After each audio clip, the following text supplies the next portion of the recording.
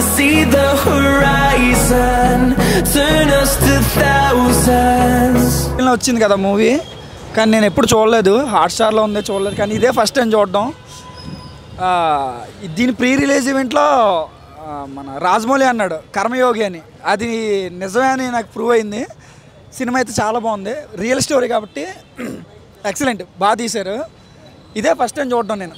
Cinema వచ్చి టోటల్గా 9 years అయిపోయింది. ఫైనల్గా అందరూ బాగా ఎంజాయ్ చేశారు, బాగుంది. Re release.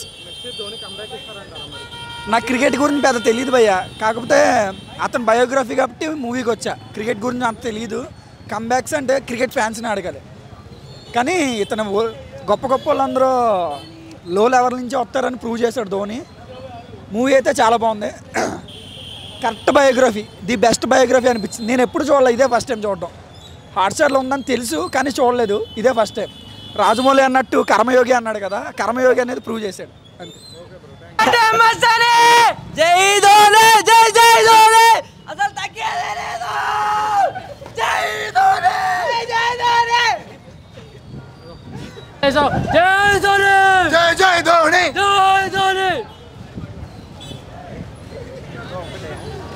అంటే ఈ ఏజ్కి వచ్చాక కూడా ఆయన ట్రాల్ చేస్తున్నారు.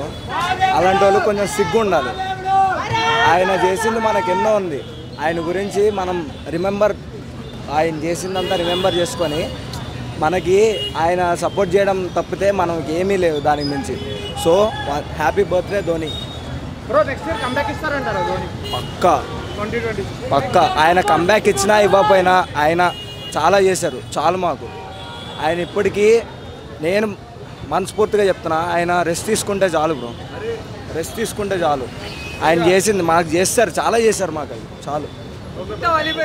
లోడింగ్ పక్కా 6th కప్ లోడింగ్, పక్కా 6th కప్ మాకే వస్తుంది. బ్రేవిస్ మూవీ తెలుసుగా బ్రో, మరి స్టోరీ ఎట్లుంది అది ఎక్స్పీరియన్స్ అసలు సూపర్ బ్రో, నిజంగా చెప్తున్నా. హేటర్స్ కాలుతుంది, మనం ఏం చెప్పలేం హేటర్స్కి. ఫ్యాన్స్కి ఆగేది లేదు చెప్తున్నా.